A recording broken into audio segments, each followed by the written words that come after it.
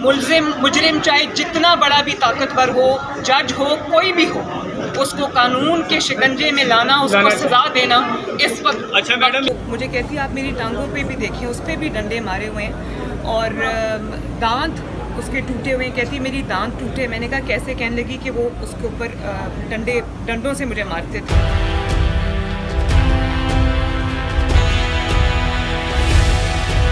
मुदस्सिर की बातों को लाइक करें, सब्सक्राइब करें और बेल आइकन को प्रेस करें ताकि नए आने वाली अपडेट आप तक पहुंच सके। इससे बहुत ख़राब है जो हम सुनते आए हैं। उसकी स्किन इतनी बुरी तरह तेज़ाब से जलाई हुई है कि उसके स्किन के अंदर इतने बड़े बड़े वो हैं ज़ख़म हुए हैं, इतने डीप ज़ख़म हैं और डंडों के साथ मार मार के उसकी हड्डियाँ तोड़ी हुई हैं, फ्रैक्चर्स हैं उसके बाजू में।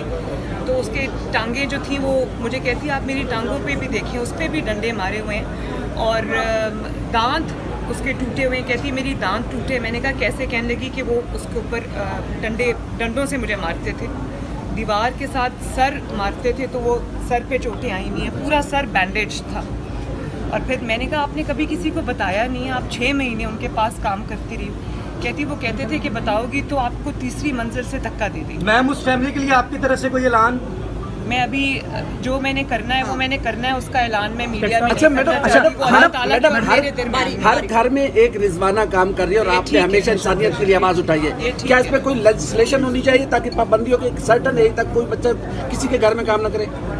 देखें, मैं पाकिस्तान में लेजिस्लेशंस की कमी नहीं है, पाकिस्तान में कवानीन की कमी नहीं है। शहबाज शरीफ साहब के पिछले दौर में जब वो चीफ मिनिस्टर थे तो इनके लिए एक स्पेशल कानून पास हुआ था, कानून बनाया गया था जिसमें 18 साल से कम उम्र के बच्चों पर लेबर पर पाबंदी थी, उनके काम करने पर पाबंदी थी। लेकिन उस कानून की इम्प्लीमेंटेशन अगर होती तो आज हमें ये केस देखने को ना मिलता। मैडम और मैं कहती हूँ कि पाकिस्तान के अंदर अब FIR भी दर्ज हो गई, उनको बेल भी मिल गई। उनको बेल इसलिए मिली कि वो एक जज साहब की वाइफ थी। जब मुजरिम खुद जो है वो मुंसिफ की कुर्सी पर बैठा होगा और अपना इन्फ्लुएंस इस्तेमाल करेगा, अपनी ताकत इस्तेमाल करेगा, तो मजलूम को इंसाफ कैसे मिलेगा? और जिस मुल्क में, जिस मुआशरे में, जिन अदालतों में जो ताकतवर और कमज़ोर में तफरीक की जाती है, अमीर और गरीब में तफरीक की जाती है, बड़े और छोटे में एक मयार बनाए हुए हैं, वो मुआशरे को 10 दफ़ा सोचना चाहिए कि ये मुल्क कहाँ जाएगा। मैडम ये बताएं, ये जो बच्चे हैं ये हमारी फ्यूचर जनरेशन है, हमारी अगली नस्ल है। इनकी हिफाजत, इनकी तालीम और तरबियत, इनकी सेफ्टी, इनकी सिक्योरिटी जो है वो रियासत की ज़िम्मेदारी है, वो हम सब की ज़िम्मेदारी है, हम सब का फ़र्ज़ है। और अगर रिजवाना जैसा, और मेरी ये बात तकलीफ़ दे इसलिए कि रिजवाना का एक केस कौम के सामने आया है, मीडिया के सामने आया है, लाइमलाइट में आया है, पब्लिक आए में आया है। पता नहीं कितने इस तरह के केस जो हैं वो खौफ में, डर में, ताकत के इस्तेमाल से छुपा दिए जाते हैं। ये बहुत तकलीफ है। अच्छा मैडम ये बताएं कि आप ये बताइएगा कि इलेक्शन डिले की गुफ्तगू हो रही है कि इलेक्शन डिले होने जा रहे हैं, आप क्या समझते हैं कि इलेक्शन वक्त पर होंगे या डिले होंगे? इस पर आपकी क्या राय है?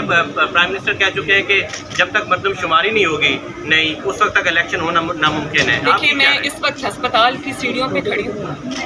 मैं अस्पताल में कोई सियासी बात नहीं करना चाहती। सियासी फोरम्स और बहुत हैं, आएंगे भी, मैं आपसे बात करूँगी भी, हर सवाल का जवाब भी दूँगी इंशाअल्लाह। आज मेरा मकसद इस जुल्म को हाईलाइट करना था और जितने भी अरबाब इख्तियार हैं, चाहे वो फेडरल गवर्नमेंट है, चाहे वो प्रोविंशियल गवर्नमेंट है, चाहे वो आला अदलिया है या वो लोअर कोर्ट्स हैं, सबसे मेरी ये इस्तदा है कि मुलजिम मुजरिम चाहे जितना बड़ा भी ताकतवर हो, जज हो, कोई भी हो, उसको कानून के शिकंजे में लाना, उसको सजा देना इस वक्त। अच्छा मैडम ये अहम तरीन मैडम ये बताइए,